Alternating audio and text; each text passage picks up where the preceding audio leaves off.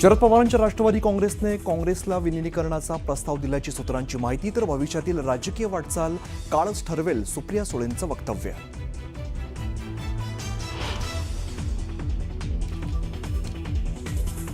पक्षहित हे आपल्यासाठी सर्वोच्च, पक्षात कोणाचाही हस्तक्षेप खपवून घेणार नाही. उपमुख्यमंत्री सुनेत्रा पवारांच्या पक्षातील नेत्यांचं नाव न घेता कानपिचक्या.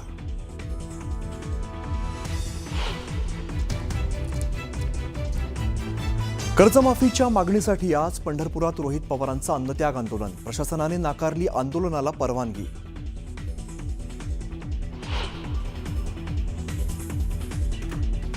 पुण्यात सोमवारपासून पाणी कपात. 1 दिवसाआड पाणी कपातीचं वेळापत्रक प्रशासनाकडून जारी.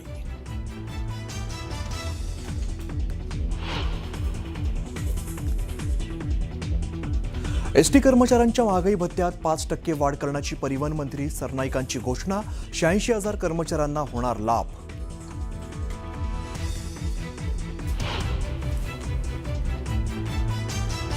कोल्हापूरच्या अंबाबाई मंदिराच्या शिखरावरती सोन्याचा कळस विराजमान. रात्रीच्या प्रयत्नानंतर शिखरावरती सुवर्ण कळस. कोल्हापूर अंबाबाईच्या मंदिराला नवा साज.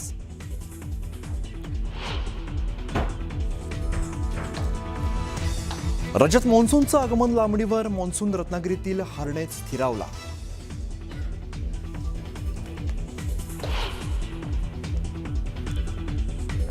अमेरिकेचे अध्यक्ष ट्रम्प यांनी अखेरच्या क्षणी इराणवरचे हल्ले केले स्थगित. इराणशी चर्चा अंतिम टप्प्यात असल्याचं केलं स्पष्ट.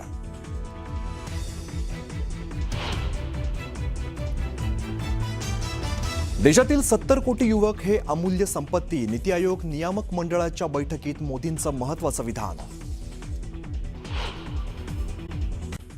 शरद पवारांच्या राष्ट्रवादी काँग्रेसकडून काँग्रेस पक्षाला प्रस्ताव देण्यात आलाय अशी सूत्रांकडून माहिती मिळते आहे.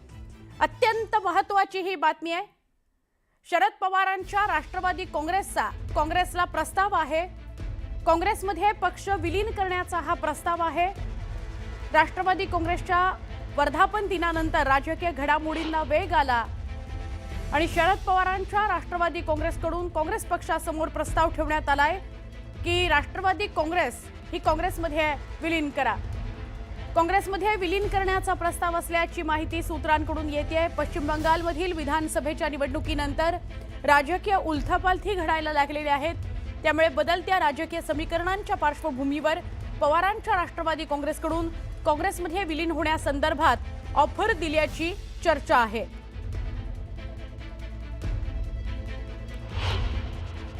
राऊत साहेबांचं मत ते रोज अतिशय परखडपणे आणि देशाच्या हितासाठी मांडत असतात आणि अर्थातच एका सशक्त लोकशाहीमध्ये प्रत्येकाला आपलं मत मांडायचा अधिकार आहे. आणि संजय राऊत साहेब माझ्यासाठी एक मोठे भाऊ आहेत, त्याच्यामुळे त्यांनी जे काही सूचना दिल्या आहेत त्याची नोंद आम्ही प्रत्येक जे सूचना करतात त्याची आम्ही नोंद घेतो. दरम्यान संजय राऊतांनी या संदर्भात काय वक्तव्य केलं ते बघूयात. की काँग्रेस पक्षातून जे जे घटक बाहेर पडले आहेत आणि त्याने आपापले पक्ष निर्माण केलेले आहेत त्या सगळ्यांनी काँग्रेसच्या झेंड्याखाली एकत्र येऊन एक मजबूत काँग्रेस उभी करणं ही आज काळाची गरज आहे. मी नावं घेतली, मग तृणमूल काँग्रेस असेल, महाराष्ट्रामध्ये राष्ट्रवादी काँग्रेस पक्ष असेल. मी तर असे म्हटलं होतं की अजित पवार गटात विलीन होण्यापेक्षा काँग्रेसमध्ये विलीन व्हा. आपण बघितलं की काय प्रतिक्रिया उमटतायत. मोठी घडामोड आहे ही खरं तर राजकीय पातळीवरची. पुढे जाऊया. राष्ट्रवादी काँग्रेसच्या वर्धापन दिन सोहळ्यामध्ये पक्षाच्या राष्ट्रीय अध्यक्षा सुनेत्रा पवार यांनी पक्षातील नेत्यांना जाहीर इशारा दिला. पक्षहित हे आपल्याकरता सर्वोच्च असल्याचं सांगतानाच त्यांनी पक्षामध्ये कुणाचा हस्तक्षेप खपवून घेतला जाणार नाही असं त्यांनी स्पष्ट केलं. सुनेत्रा पवारांनी पक्षाची सूत्र हाती घेतल्यापासून पक्षांतर्गत नेत्यांमध्ये कुरघोडीचं राजकारण सुरू असल्याची चर्चा आहे. तसंच काही नेत्यांमध्ये वाद सुद्धा झाल्याचं बोललं जात आहे. कधी निवडणूक आयोगाला झालेल्या पत्रावरून तर कधी राज्यसभेच्या उमेदवारीवरूनही नेत्यांमध्ये विसंवाद बघायला मिळतोय. त्या सगळ्या चर्चांच्या पार्श्वभूमीवर सुनेत्रा पवारांनी हा इशारा दिल्याची राजकीय वर्तुळात चर्चा आहे.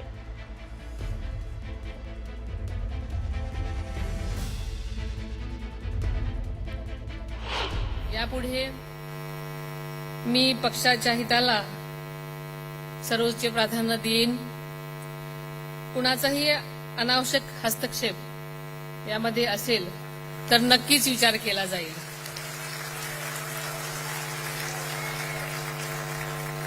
दादा ज्याप्रमाणे पक्षहितासाठी कठोर निर्णय घेत होते त्याचप्रमाणे यापुढे असे निर्णय घेण्यास खरं तर माझ्या स्वभावाप्रमाणे जड जाईल, पण नक्कीच न्याय देण्यासाठी दादांच्या पावलावर पूरक जाण्याचा प्रयत्न मी सतत करत राहीन. राष्ट्रवादी काँग्रेसचा 27वा वर्धापन दिन त्याचा सोहळा पार पडला. या वर्धापन दिनाच्या सोहळ्यामध्ये जास्त चर्चा झाली ती खेळाचा उल्लेख करत आलेल्या राजकीय टोलेबाजीची. काही दिवसांपूर्वी राज्यसभेची उमेदवारी हुकल्यानंतर मी कबड्डीचा खेळाडू आहे, बुद्धिबळाचा नाही असं वक्तव्य छगन भुजबळ यांनी केलं होतं. याचा धागा पकडत सुनील तटकरेंनी वर्धापन दिनाच्या सोहळ्याला टोला लगावलेला आहे. त्याला भुजबळांनीही उत्तर दिलेलं आहे.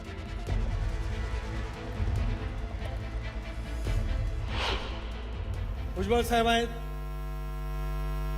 कबड्डीचे खेळाडू आहेत.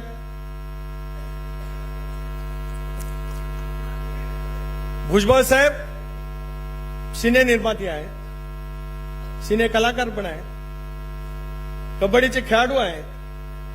आता इथे बसलेल्या अनेकांना जर काय कबड्डी कळत असेल तर ते उत्तम चढाई करणारे खेळाडू आहेत, उत्तम कोपरा रक्षक आहेत, उत्तम मध्यरक्षक आहेत.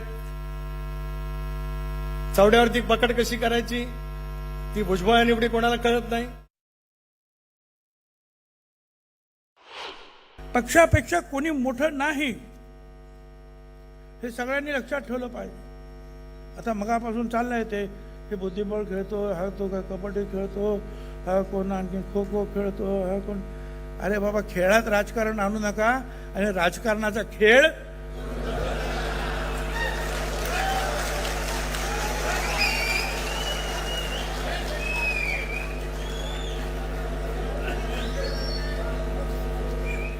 पक्षापेक्षा कोणी मोठं नाही. आणि पक्ष म्हणजे काय?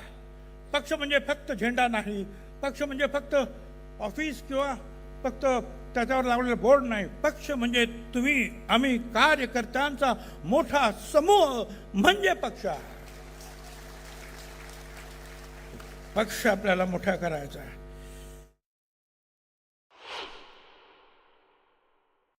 परवा इंडियाची टीम घोषित झाली. सगळे म्हणाले आपका तो हो गया, हमारा क्या है. मी आता 12व्यात राहणार नाही, तुम्हाला सुद्धा संधी मिळेल. आम्ही तर कायम 12वे राहणार आहेत याची आम्हाला जाणीव आहे. तर अशी फटकेबाजी आपल्याला या वर्धापन दिनाच्या सोहळ्यात बघायला मिळाली. अंतर्गत खरं तर ही फटकेबाजी होती. पुढे जाऊया. राष्ट्रवादी काँग्रेसच्या या वर्धापन दिनाच्या सोहळ्यामध्ये छगन भुजबळांची मुलूख मैदानी तोफ धडाडली आणि याचवेळी बोलताना जोरदार टोलेबाजी सुद्धा झाली. तर हे सगळं झाल्यानंतर आपण आता अजून एका महत्त्वाच्या घडामोडीकडे वळतोय. तर अगोदर पुढे लढण्याची तयारी ठेवा. मी काय बोलू, तो बोलेल, तो बोलेल, नाही, हम बोलेंगे पहले.